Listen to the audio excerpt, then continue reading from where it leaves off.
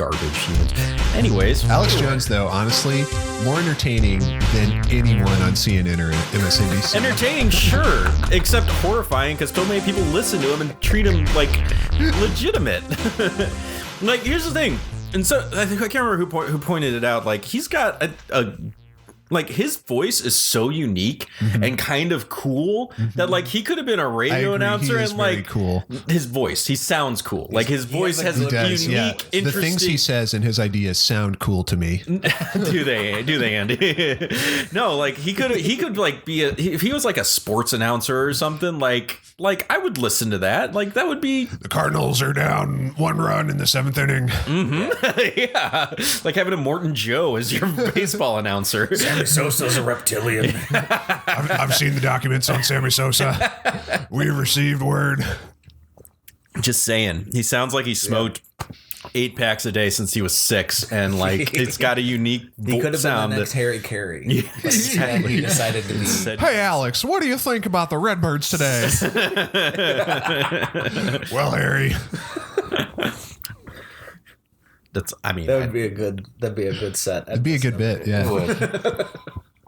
Anyways, who's doing the intro this time? I think I am. Okay, let's do it then. Let's get this show on the road. We can't be here all night.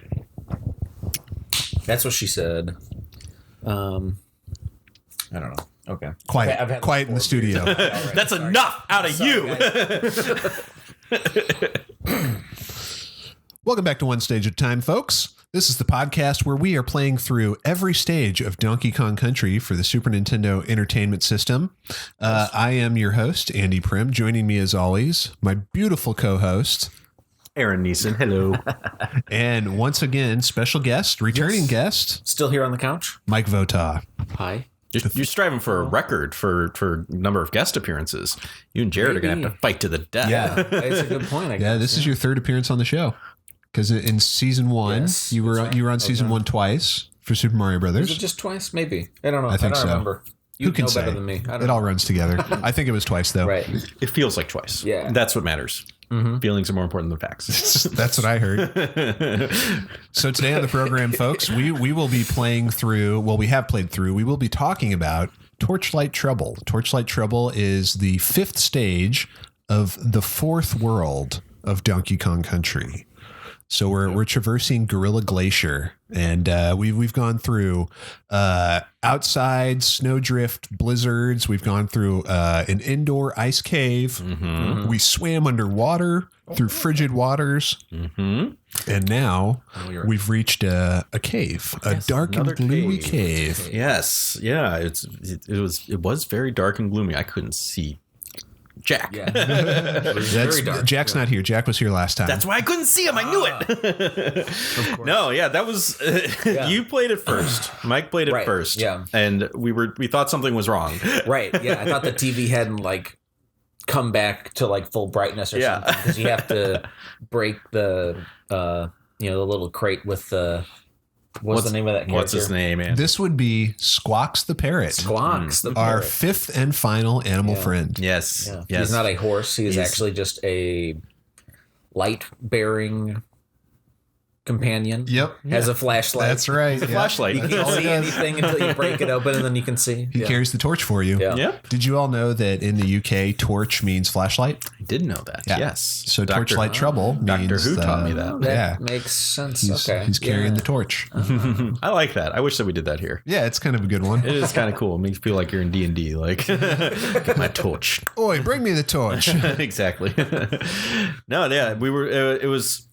I couldn't tell at first what it was. Like, I saw the crate and I was like, "Oh, it's a crate." You bust it open, but what is that? And I didn't know it was gonna be the bird.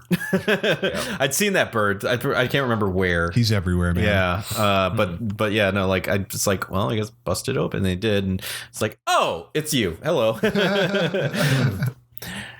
Yeah, that's how it goes, man. It pops open, and all of a sudden, Squawks the Parrot appears. He's a handsome little green parrot. He flops around. Stinking cute. He's very cute. Yeah. Mike, did you think Squawks was cute? Oh, yeah, absolutely. Would you like to hold and cuddle Squawks? Well, I'm not really like big on birds personally, but I mean, maybe, I don't know. I mean, I don't know. Birds are like kind of really disease ridden. Yeah, they can be mean too. Well, aren't we?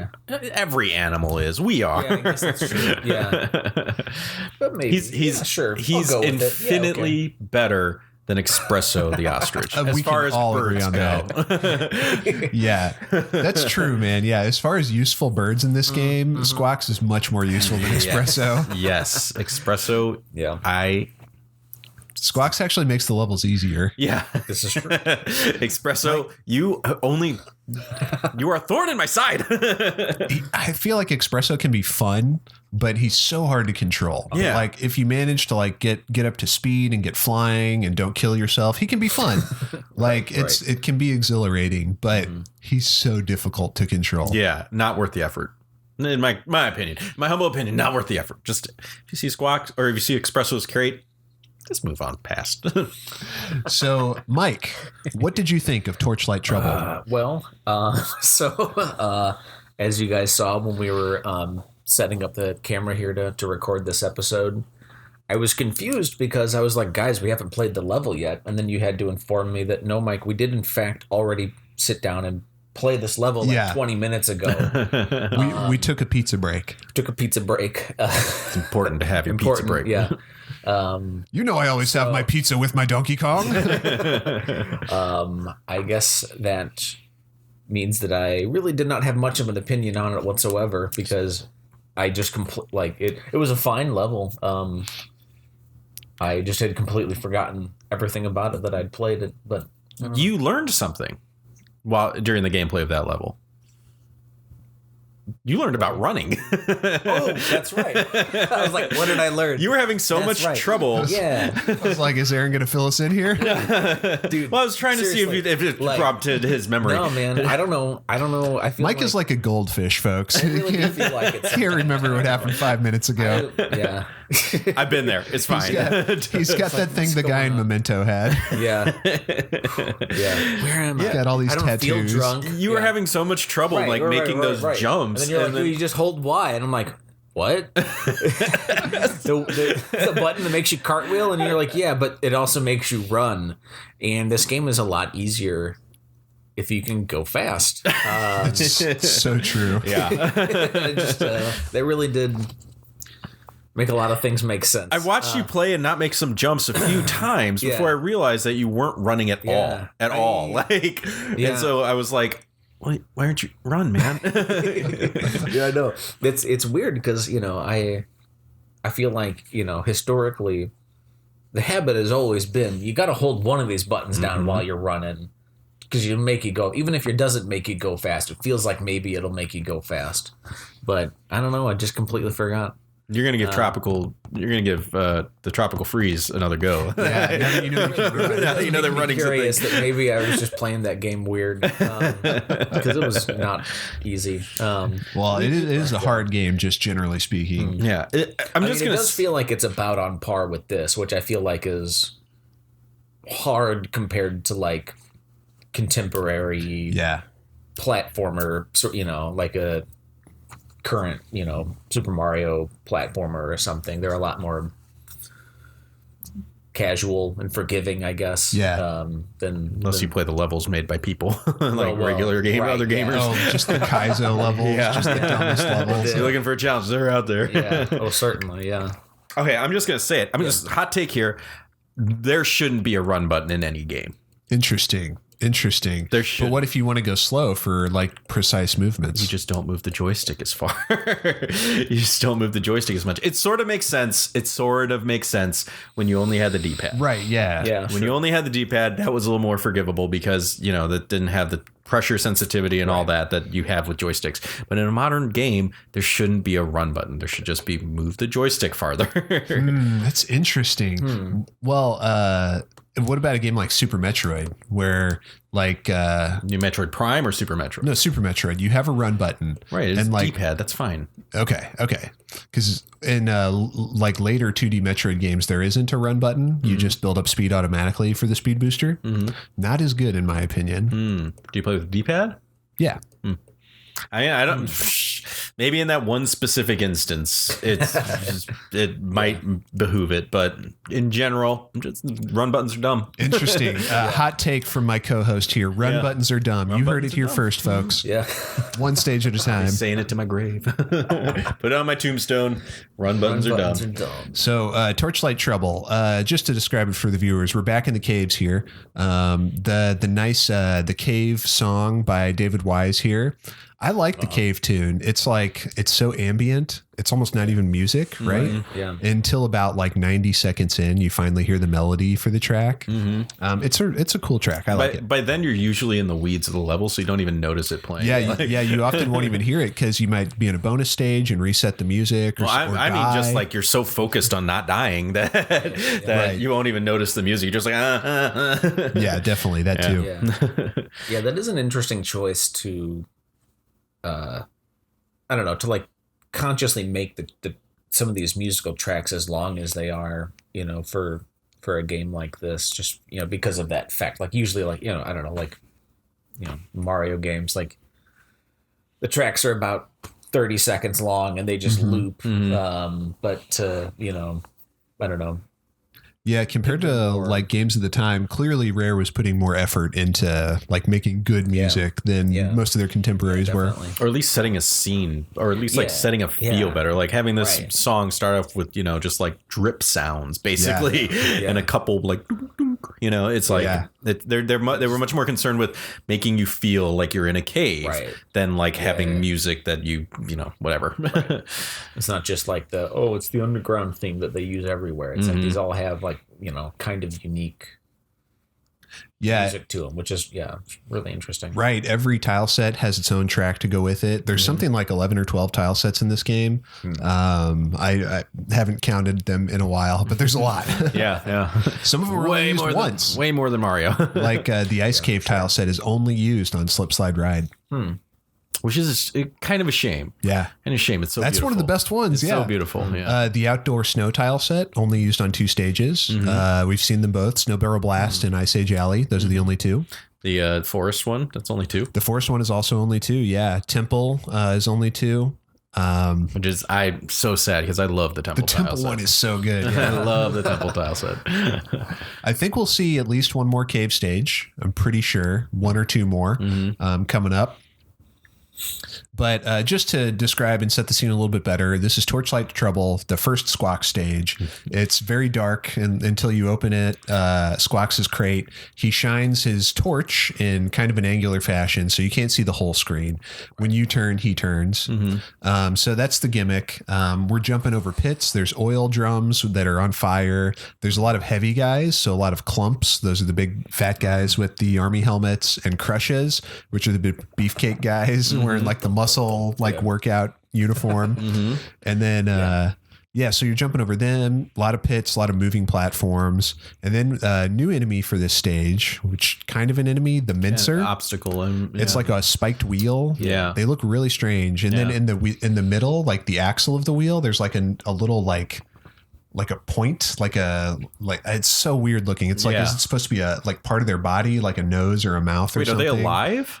Unclear. One clear. I assume they were like the buzzsaws from the Pale King's Palace. Well, they have those weird like blue parts that look organic. At least in my opinion. I would just assume they were like a tire that the Kremlings had stuck spikes all over and it's just spinning. We'll have to do further research. Or you think that there's a naughty stuck in the middle having to run and run and run? Oh, maybe. Just like the millstones. Yeah. Interesting. Yeah. So this is finally a level where Donkey Kong might be the better choice. Yeah. We finally found one. We finally found one because there's so many big guys. Yeah, there's so many jumps that you have to make where you basically have to jump and like you're either going to land directly on them or you have to immediately start rolling in order to, hit them. Yeah, and it's pretty helpful if you can just kill them when you land on them. Yeah, for sure. Because Diddy can roll through the clumps, but not the crushes. Right. Yeah, you have to be DK to beat the crushes. Yeah. So, I mean, unless you want to switch back and forth, this one's probably so far the only level that it's better far, like easily better to be Donkey Kong. Yeah. Yeah. In this case, if you're Diddy, you're dead. Yeah. I bet you that speedrunners still plays Diddy. I think they do, yeah. You would probably use Diddy for most of the stage. You might take some damage boosts or something to get through some of the later areas with all the crushes. But they do some weird tech. We'll get more into speedrunning in a future episode. There's a lot of crazy tech we'll talk about. Yeah. But Manic Ventures, 2 bonus areas. No animal friends, well, squawks, but no horses for us to ride. The 2 bonus areas aren't super well hidden, like they're not as obtuse as some. They're both breakable wall bonus areas, and the barrels are very close to the walls that you have to break. Yep. So pretty straightforward. Yeah. It was challenging. It was a very challenging level. It was a unique one. These are the first flaming oil barrels that we see, right? I think so. Yeah, I think so. That was a new one, and then we had the mincers. Those were new too. So it was cool. All these new aspects and features of the level. So let me ask you this, Aaron. This is the 6th and final stage. It's not. It's the 5th of 6 stages in Gorilla Glacier. So what do you think of this stage kind of in relation to the preceding 4 stages? I mean, in relation to the preceding 4 stages, it was, as far as challenges go, less challenging, I'd say. But it had a lot of cool new elements. And it wasn't easy. It wasn't an easy level by any means, but it was less challenging than most of the other ones that we've played already. So, I mean, it's a weird, because the next level is the boss. No, we've got the 6th level and then the boss. Okay. There's more. The latter worlds have more stages than the earlier worlds. Okay. So I was gonna say it's a weird penultimate level, but I don't know what's gonna come next. So, but in relation to the one, do you know what the one before you've penultimate is? Said it before on this podcast, and I was racking my brain because I can't. Deca Ultimate? No. Desi Ultimate? Ante-penultimate. That's what it was. Before penultimate. Duh. Yep. This has been Vocabulary Corner. Here we are. So wait, what does penultimate mean? Before second to last. Second to last. Before the second to last, of course. Yep. Yeah.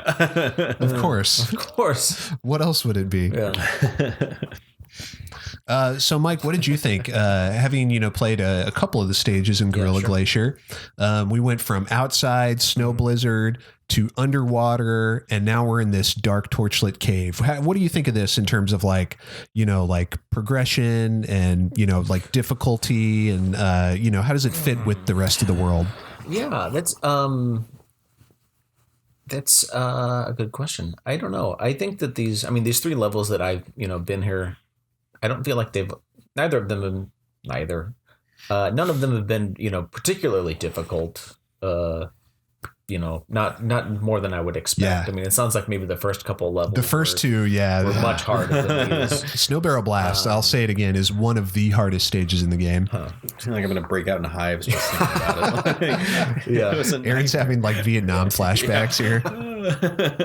But I do really appreciate the very subtle sense of not narrative but progression that they create with the way that the tile sets change, and even just the environment changes, with the snow and everything. Yeah, for sure. It's trying to compare this to Super Mario World or something that would have been a kind of, I guess, a contemporary to this. Definitely, because you can see this taking some cues from Super Mario World with Super Mario World has the map screen and the levels that you enter, kind of sort of correspond to what you're seeing visually on the map. So this game has some interesting visual storytelling, not in the sense of text, because there's not a lot of text in this game. It's more subtle. It kind of the way the map screen interacts with the levels themselves. Like we were saying about how Snow Barrel Blast is it's getting snowier, night is falling, then we enter the cave on the map screen, the ice cave, then we come out, the blizzard's still going, but morning is breaking and the blizzard dies out throughout Ice Age Alley. And then on the map you can see the frozen waters that you go into for Croctopus Chase. And then you kind of come up to the second tier of Gorilla Glacier for Torchlight Trouble. And then you make your way like back left until you're like above the starting levels. Yeah. Yeah. It's an interesting windy road. Yeah. Yeah. I like how they do that. Like compared to like Super Mario World, which like, I guess Super Mario Brothers 3 really pioneered the map screen idea.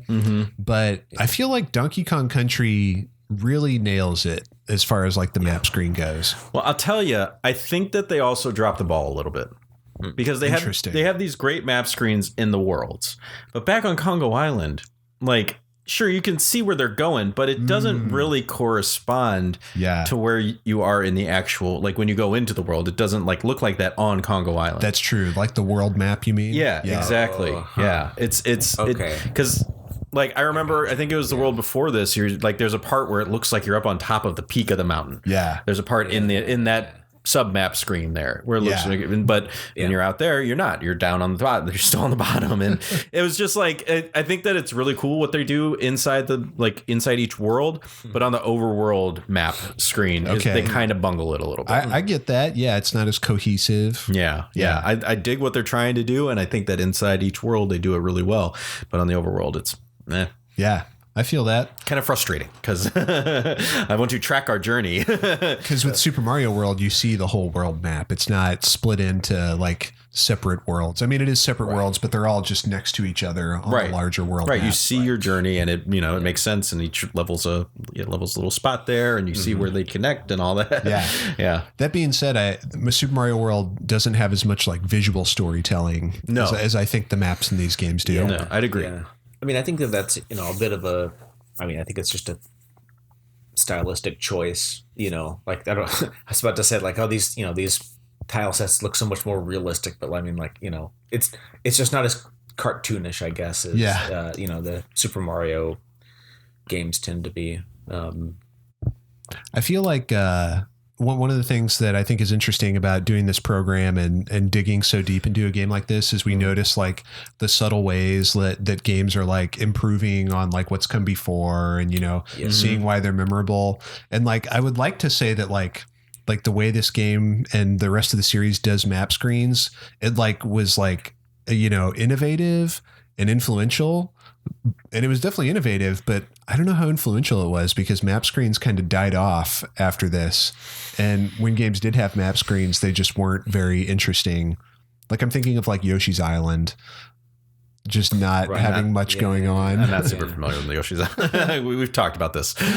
Well, it's interesting. Like it got to the point, I think, especially nowadays where like you don't have map screens because you just have the world. It's just the game. It's just an open world. Yeah, like you got GTA and you can look at the map, but it's just you're there. And you see, everything you see on the map is right in front of you, looking around, and even very linear games like Lego Lord of the Rings. I play Lego Lord of the Rings,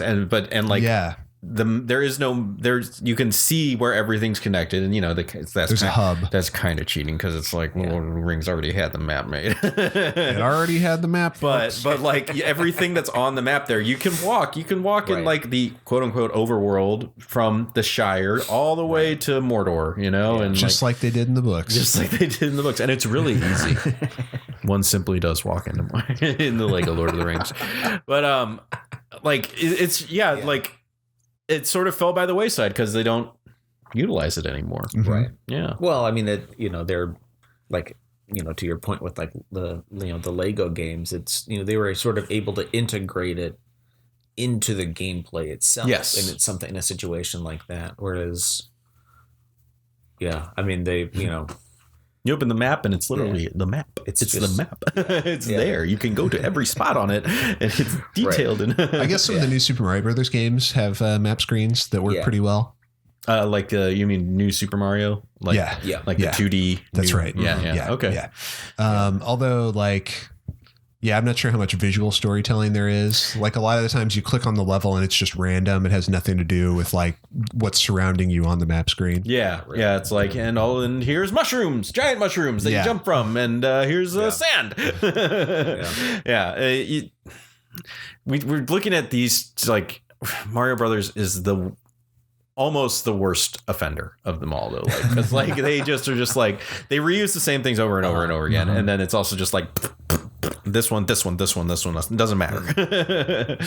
I appreciate like the Sonic games started trying to do that. At first, they're very disjointed. They don't have maps, obviously. Right. It's all just very linear. But they had just different zones for the first like 2 games, just 2 different zones. But then towards the end of Sonic 2, they have a transition from you're in the air and you go to the Sky Fortress zone, and then from the Sky Chase Fortress to Wing Fortress, to Death A. because you jump on the spaceship. So there's a little bit of transition there. And then Sonic 3, they really did it. They really like at the end of the first level, you jump on and it's you jump down to Hydro City because the ground breaks out from beneath you, and then from there it just the cannon in Carnival Night shoots you to Ice Cap Zone, and then when you finish Ice Cap Zone, you like land at the bottom of the hill in Launch Base Zone. And so as Sonic Kid, I really appreciated that.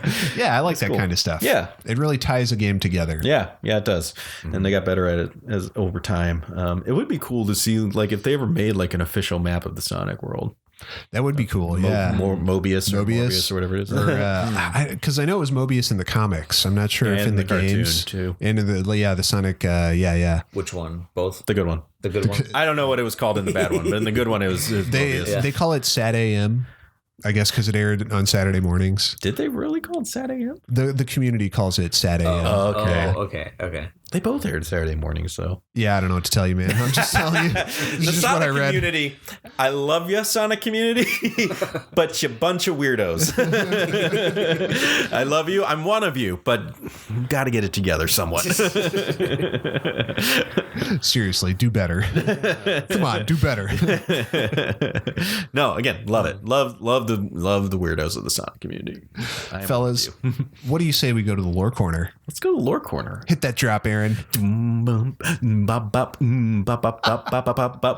corner. It sounded a little bit like some Hanson there. I think that might have snuck in a little bit. I love it. I didn't want to say anything, but he's right. No way we're monetizing this one. Let's talk about Squawks the Parrot. Yes, I want to talk about Squawks the Parrot. Squawks the Parrot, as an animal buddy, has appeared in just about every Donkey Kong game from Donkey Kong Country onwards. He's appeared in possibly more games than anyone else except for maybe Rambi. And that includes Donkey Kong. Well, I mean, I said from Donkey Kong onwards. And I was talking about animal buddies specifically. Animal buddies. But I'm like, if he's been in every game, I know that Donkey Kong is like kind of shoved to the side for a couple games when it comes to Donkey Kong. Yeah, Donkey Kong is barely in parts 2 and 3. Yeah, that's what I mean. Like, it's like, does he even appear? And Squawks does. Really? Oh yeah. I mean, I guess it's Diddy's Conquest. In 2, Donkey Kong's been captured, and in 3, both Donkey and Diddy have been captured. Oh no! So you run around as that weird baby. Kitty Kong. Sure. Yeah. Yeah. I always thought it was a shame they didn't bring Donkey Kong back for part 3. Right. Because it's Donkey Kong Country. Yeah. Bring my main man DK back. No, give him some extra abilities. I'm with you, especially if they're going to shove that weird, ugly baby thing in there. Yeah, I don't know. Kitty is just horrifying. He is. I don't know. That's why the game failed. I think nobody I can't bear to look at that thing. It's making I'm like fidgeting. I'm so uncomfortable just thinking about it. He's a nightmare creature. It is. It's just years and years of Kong incest. I mean, what are you going to do? Oh my God. The Kong clan has really gone off the rails. Oh boy. This is what Mankey was trying to stop. No, get out. Well, Squawks the Parrot has appeared in just about every Donkey Kong game from this game onwards. He fulfills lots of different roles in the different games. In this game, he just holds the torch. In part 2, he does a lot more. He can lift the Kongs up and carry them through the air. Wow. He can also sometimes you turn into Squawks with a transformation barrel, and he can spit little nuts or eggs out. Okay. Did you find a picture of Kitty Kong, Mike? No, I gave up looking. Oh, okay. I was like, I should probably pay attention to the thing I'm recording here. But So yeah, Squawks can spit out nuts or eggs. I think it's nuts. When it's you hard to tell. transform into him, is it like a full transformation into Squawks, or do you still have like a Diddy Kong hat on? It's a full transformation. That's yeah, too that'd be cool. Okay. You get in a barrel. You found him? This makes no sense. Why does he look like this? Yep, that's Kitty Kong. His onesie's like too big for him. Yeah, his little feetsies are hanging out. Yeah. And he's got like He's got a passy. Just hanging. I don't like this. He really shouldn't be on an adventure like this. It's really irresponsible. He's way too young. He's an infant. But I mean, he's enormous though. Well, yeah, that's true. But I mean, like, he grows up into being Chunky Kong. Well, that's the thing. I think they've said that Chunky and Kitty are related. Okay, like they're brothers or something. Okay. Well, all right. I don't know what to do with that information. It's there. It is. That wasn't even part of today's lore corner. No. Squawks the Parrot. Yes, we're still talking about Squawks. There's also a purple version of Squawks. Ooh. His thing is that he can carry barrels around. He's seen in Donkey Kong Country 3 and a little bit in 2, but in 2 it's just like one stage where you're like descending the whole time while he carries the two Kongs. Okay. But Purple Squawks actually has a different name, and I didn't find this out until today, but his name is Quawks. Yeah. They just dropped the S and call him Quawks. Huh. Apparently this is canon. Why? It's 100% canon and should not be questioned. Why? Why is he called Quawks? I don't know. It's got to be called something. But they can't all be winners, Just to differentiate, I guess. Okay, it's fair. We've established that while the Rare team was extremely diligent in some areas, they were very lazy in others. Queen B, the letter B. Queen, the letter B. Yeah. That was probably a placeholder that they just never got. Unless like they're implying something else, like she's a GDB, I don't think that's what they're implying. I don't know. Quawks could be like an after the fact thing, because he's never called Quawks in this game or any of the original 3 games or in the manuals or whatever. And it wasn't till later that like that started to be a thing. So it may be something like Rare never contemplated, and then later it was retconned to be like, oh yeah, this is a different bird called Quawks. It's like, or like Winky Steve put out the tweet. Yeah, it's Quawks. What do you want from me? Or it was like someone at Nintendo did it, or some other company. Who knows? The company that made like Donkey Kong Barrel Blast or something like that. Who both Squawks and Quawks appear in, by the way. Why aren't we playing that right now? Because I think we'd have to use the bongos for it. Oh, you have to be able to use a regular controller, maybe. right? I hope so. I hope so too. Yeah. We could play Donkey Konga. I mean, we could. Isn't that what that's called? The Donkey Konga. Yeah.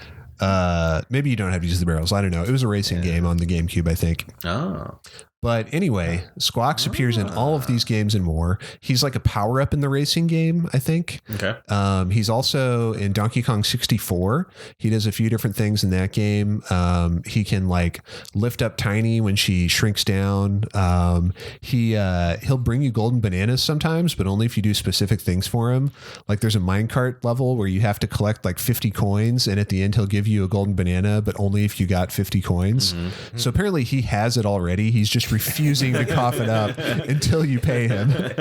So Squawks may not be a nice person when you get right down to it. I mean, none of the Kong clan are. None of them. Not even the helpful animals, the animal friends. They're all capitalist pigs. Yeah. Or as Jack posited, maybe they're anarchists. Yeah, maybe they're anarchists. That could be. I don't know. What do you think, Mike? Man, it's hard to say. I think that they. So I don't know. I've actually been sitting here kind of thinking about, are the Kongs, are they like the Sith? Like, is it, interesting. Like, are they like, is Kong is it a title? Right. Like, they're clearly not all the same species. Right, like, it's like Darth. Yeah, it's just Darth some Donkey. sort of really crazy adoption situation, which I guess, that's cool if that is. Right, but you got orangutans, you got monkeys, you got gorillas. They're all in here in the same family. Yeah. But is it some sort of just like pseudo-religious clan thing going on? I don't know. Worship the almighty banana. Right, yeah. Cranky Kong is the Bhagwan. Yeah, he's just sitting at the top, controlling everything. Who knows? You lost me at the Bhagwan. It's that documentary on Netflix about the cult that moved to like Colorado or something. You know what I'm talking about? It was like an Indian guru guy that they called the Bhagwan. Yeah. No, I'm not familiar. They like poisoned a bunch of people. Oh, that's not cool. Yeah. That's no good. Yeah. Why do cults always poison everybody? Yeah, you got to do something. I guess they're bored. Gotta Everybody keep needs a hobby. Wow. So, Squawks has appeared in Donkey Kong Country Returns and Donkey Kong Country Tropical Freeze as an item. You purchase him at Funky Kong's shop, and then he'll squawk when a secret appears in a level. Okay. So very useful. Okay. So Funky Kong is in Trafficking. Trafficking right. Squawks. Yeah. You buy like more than one Squawks from him and then like carry them with you in like a cage. Please let me out. I'll tell you whatever you want to know. I have secrets. I'll sing. That's another thing. Squawks can talk. Yeah. He definitely speaks English. And then Returns games, he just says like, hello, and stuff like that. But in DK64, he has like, lines of dialogue and talks to you. How are you? Hello, Donkey Kong. You wish to purchase my banana. I'd like to play a game. Squawks' jigsaw confirmed. What was I going to say? Oh, Squawks. Also, all the animal friends can talk, by the way. They can all speak English and complete sentences. And this is confirmed by the Donkey Kong Country novelization by Michael Teitelbaum. Oh my God. Good. I was always wondering. I'm gonna have to find a copy of that. Yeah. So Squawks, I guess, a bit of an enigma. It's unclear where he gets all this wisdom from. He's able to fulfill a lot of roles, although you never actually ride him like a horse, although he does carry you in a few of the games.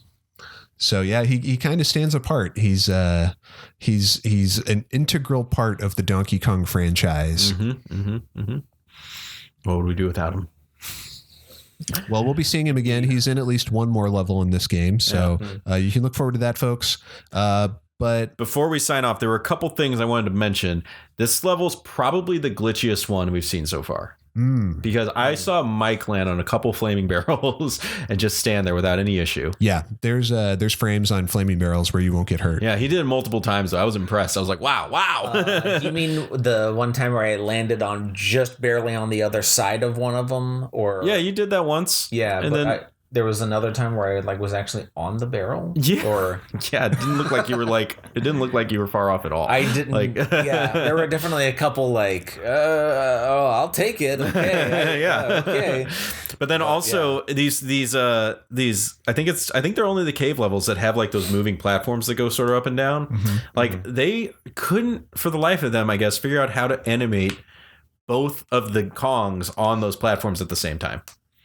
Because whenever you're standing on a platform, like if it's going up and down, like if you're Diddy Kong, Donkey Kong's like a foot and a half beneath the platform, moving through nothing to catch up. We'll see more of that. Yeah. Like they were able to, could figure it out for the ropes, but they couldn't figure it out for the platforms for some reason. Even with the ropes, I think it does look kind of weird. Nah, maybe. But they move so much quicker, you don't notice it, I think. Yeah. But, yeah.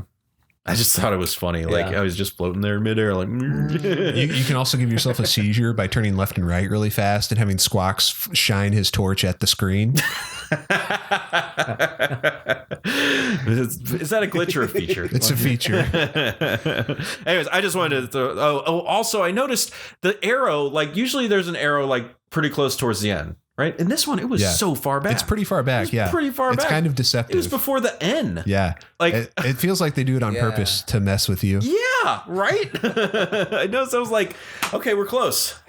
Nope. Not yet. Not yet. Not yet. You kidding me? That's all. There's just a couple last things I wanted to mention about and Cronky. Cronky? Oh, yeah. We saw that on the map today. Yeah, on the map screen, Cranky's cabin for this world, it clearly says Cronky's cabin. He's getting a little belligerent as the game goes on. We'll have to check if it's that way for all of them. Next time it's going to be Crunky's cabin. He's having a party in there. That's right. He and Funky Kong We are going noticed nuts. that there are a bunch of empty kegs, kegs laying around his cabin. He does. He was talking about the metal barrels, and Mike was like, yeah, he's got all those empty kegs there. Well, folks, that's been another wonderful episode of One Stage at a Time. We're going to be back in your podcast feeds very soon with Rope Bridge Rumble, the 6th stage of Gorilla Glacier. The penultimate stage exactly of Gorilla Glacier. He's getting it, folks. Thank you for listening, everybody. Thanks for watching. Be sure to go to onestageatatime.com to links for all of our socials and our audio or video, depending on which one you listen to. And we'll see you next time. Thanks for being here, Mike. Of course. It was great to have you. Would you like to do the sign off again? Sure. It wasn't a question. Okay. Save and continue. Save and continue. How do you say it? Save and continue. And continue. I don't know. I think you did great. Night. You hit it. You nailed it. All right. Good night, Seattle. We love you.